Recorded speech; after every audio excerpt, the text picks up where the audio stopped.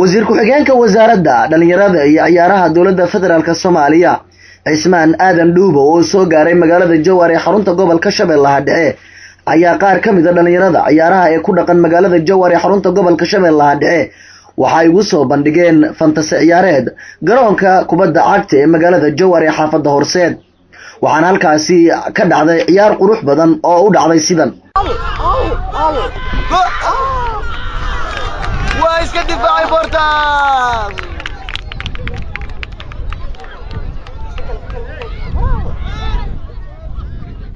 ciyaartaasi markii ay dhacday kadib wasiir ku-xigeenka wasaaradda dhalinyarada iyo ciyaaraha dowladda federaalka Soomaaliya waxa uu mahadceliyay dhalinyaradii kala duwaneed ee ku soo bandhigay garoonka kubadda cagta ee magaalada Jowhar ciyaartaasi quruxda badneyd oo aad daawanayseen waxaana intaasi kadib uu soo dhaqaaqay xarunta Wooka oo ay ka qabsoomaysay doorashada guddiga xiriirka kubadda cagiraha ee loo yaqaan Somali Mini Football xogayaha xiriirka kubadda cagiraha Soomaaliya Aadan Cabdulle Mahdi ayaa ku dhawaaqay qaabka ay u dhacayso doorashada guddiga xiriirka kubadda cagiraha ee Somali Mini Football guddiga isboortiga ee kala socday degmooyinka Mahaday Runirgood Aadaybaal Cadale Jowhar iyo Balcad tirada meesha ka muuqatana waa 7 xubnood oo gacanta u taagsada awgeed xasan waxa uu si sharci ah maanta wixii ka dambeeyay ama saacadan wixii ka dambeeyay uu guuleystay gudoomiyaha mini footballka ama kubadda cagiraha gobolka Shabeellaha Dhexe afartaas xubnood waxay xaq u leeyihiin ama entitled ay u yihiin inay doortaan gudoomiyihii mini footballka degmada Jowhar musharaxa aan hayna maanta oo u sharaxan inuu noqdo gudoomiyaha mini footballka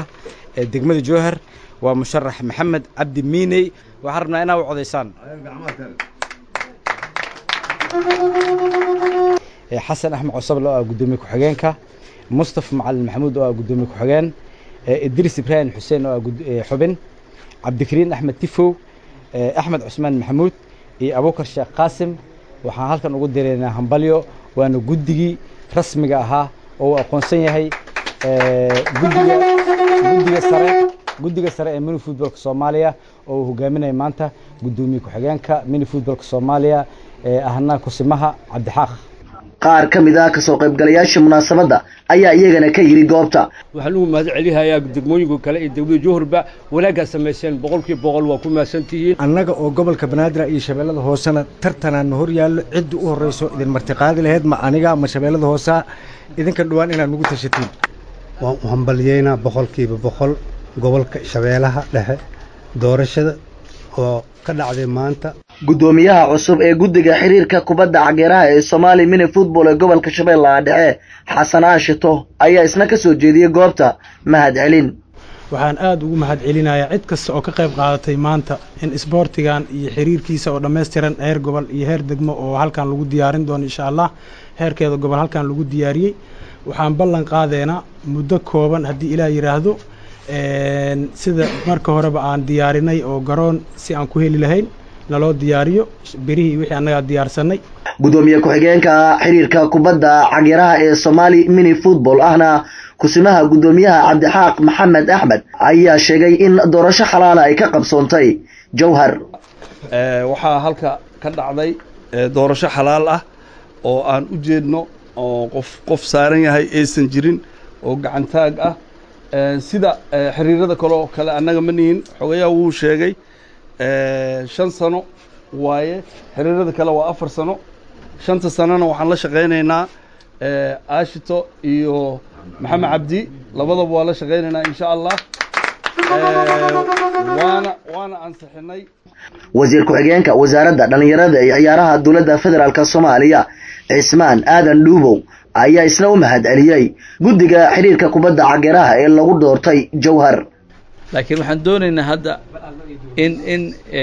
mas'uuliyiinta aan uga hambalyeynayno sida gaarka labada mataqaana mas'uul heer gobol iyo Xasan Aashito iyo Maxamed Cabdi oo noqonaya isagana noqday loo doortay degmada waa salig aad u adag waxaan ka rajaynaynaa inay noqdaan kuwa si toos ah xiriirkii walaalood sida hadda asaaska u noqdo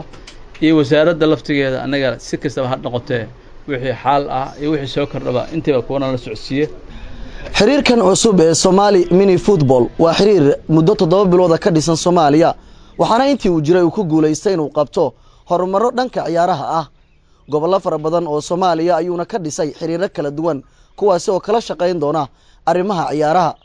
Jowhar waxaa lagu doortay gudoomiyaha gobolka Shabeellaha Dhexe iyo gudoomiyaha degmada Jowhar kuwaas oo Somali Mini Football uga qaabilsanaan doona dhanka ciyaarta kubad cagiraha loo yaqaano ee hadda Soomaaliya ay qaybta ka noqotay dunida inteeda kale